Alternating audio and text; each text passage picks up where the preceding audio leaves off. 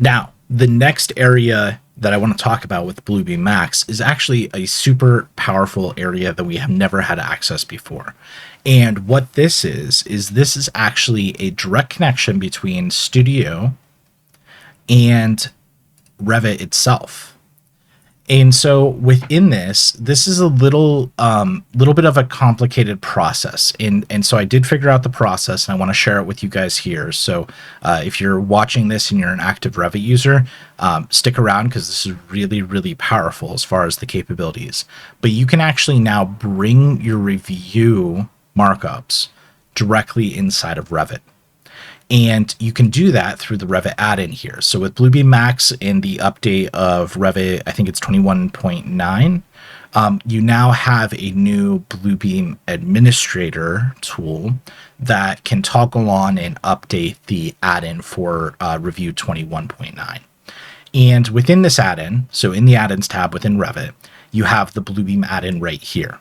And now you have a new button part of this add-in. A lot of people have used this add-in in the past, but now you have a new button in this add-in called Connected Sessions. And the way this works is when Connected Sessions is open, it actually has the capability to find your online studio sessions and connect those directly into Revit. Now, if you have an existing session and you're trying to connect it into Revit, 9 times out of 10, from what I've seen, at least in the beta, it's not going to work because there's a very specific process and workflow that you need to do in order to get this set up correctly, because it's based on something called a viewport. Now, if you're a longtime Bluebeam user, you know that viewports can be created. And so you do know that you can come in here to the measurement tab, and in the measurement tab here, you can actually set up and create viewports. So viewports are regions in the actual drawing itself, where I can come in, I can select that, I can call this, hey, this is going to be viewport, 2, and the scale is going to be, 1/8 or something like that. And I can change the precision level and go ahead and apply. And so the difference here is now when I have one viewport set up and I have another viewport set up, this one's 1/4 of an inch, this one's 1/8 of an inch. This actually takes one PDF set, but I can actually take my measurement tools, and you'll notice when I toggle that on, it actually shows me here. And so, a line that's set up over here at, 31 feet and 9 inches, if I copy that and paste that,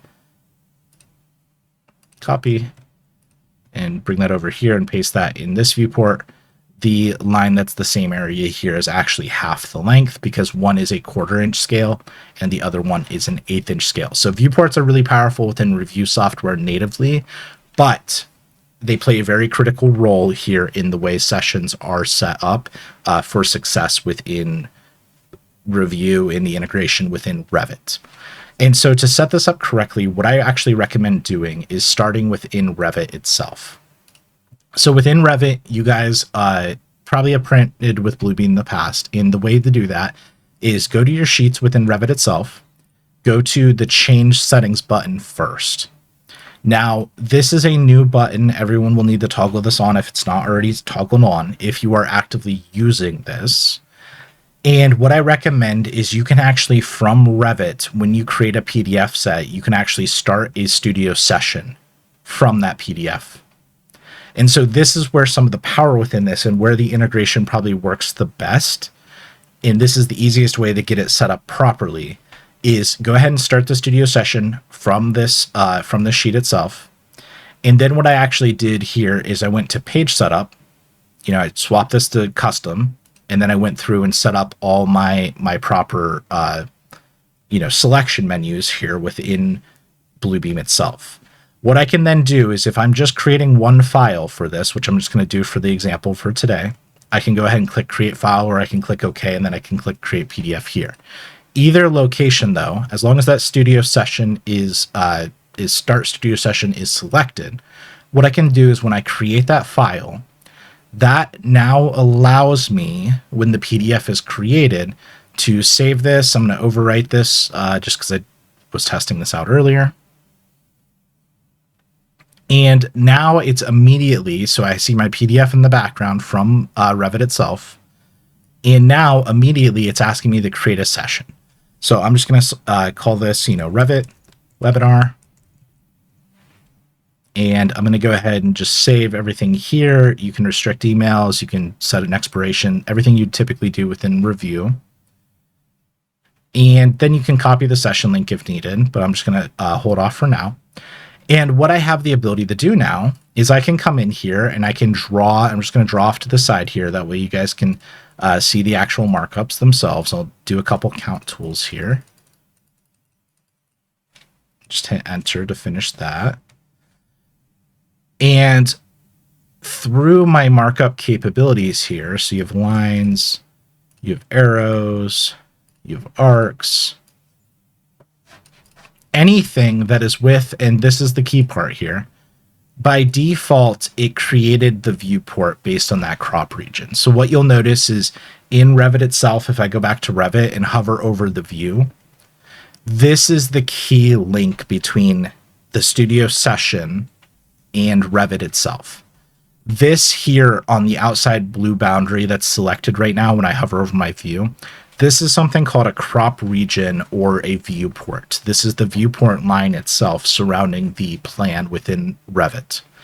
And so what this actually goes to is when I open up my view here from the sheet, and I take a look here, I just see the view here, but down at the bottom, if I just turn on crop region, this is based on the crop region of the actual view. And so what's key here is when I export this out, it is logging, when I create a studio session directly from this, it is logging where this viewport sat within my sheet. And by doing that, what I have the ability to do now is when I go back to Revit and I create any markup you create, please just keep in mind, it does need to be somewhere within this region right here. So if you make a markup over here, unfortunately, you are not going to see it in Revit itself. The other thing I do not recommend is I do not recommend modifying this in any way, shape, or form. Whatever defaultly is exported out from Revit, please leave it be for the best results. And so by coming in here and making these markups and, modifying the plan or, what have you, what you have the ability to do now is you have the ability, and again, keep in mind too, you can use, as long as you own all the markups, you can use your Claude integration as well. But going through this process of creating markups, you can now, you don't have to save because it is a session. Actually, you know what I just did? So two things to keep in mind. Don't do what I just did. So one thing that people might not have saw is we're in the sample ARC PDF that we just created, but that's actually part of the problem. If I look, I'm not in the actual ARC sample PDF that was actually set up in the session. So watch for that and be careful of that. Sorry, guys. So this is the session one. This is what will connect to Revit. And then this is the one that I actually just set up and created from a PDF standpoint. So don't always use what is set up by default. But what you can do, just a quick cool tip here, is you can copy all of your markups by selecting all of them. And you can actually come into this plan and edit and then paste in place. By pasting in place, it will actually align all of your markups that were set up within and align them exactly to the view where it was set up previously. So if I go back between these, they're identical placement on both PDFs here. So a couple, fun side tips as we're going through this as well. So now that I'm in the studio session, again, because it's a session itself, you do not need to save. It's saving automatically. So what you need to do if you are the one doing the markups, because again, in studio sessions, anyone can be doing markups at the same time in here. So you can invite your team in, you can invite the people QAQ seeing this, as long as they are working within the viewport itself, which you can see a preview of, but you can't create within a session. As long as they are creating markups within the viewport itself, then you should be perfectly fine. So I'm going to go ahead and close this, and I'm going to go back to Studio, and I'm just going to leave the session. So the session still exists. It's the Revit webinar here. And I'm going to go ahead and save and close this for just a second. And I'll go ahead and minimize this and go back to Revit here. So when we go back to Revit, what we now need to do is we now need to click this Connected Sessions button. Now, when I do that, because I had this up the entire time, I actually don't see the session we just made. So if you don't see the session you just made, just click this upper right refresh button. I see the Revit webinar. And what I can do now is I can click on that session. Now, there are a couple of key things within this to be aware of. When I take a look here, the markups are going to show in the plan view as long as you're there and it's all set up correctly. What I noticed is if your crop region is off, and it might work okay because the crop region was on initially. There it goes. Oh, nope, it is working. It is keeping that. What I noticed is if you try to open a session, let me see if I can trigger the error here. Oh no, it's working now, which is good.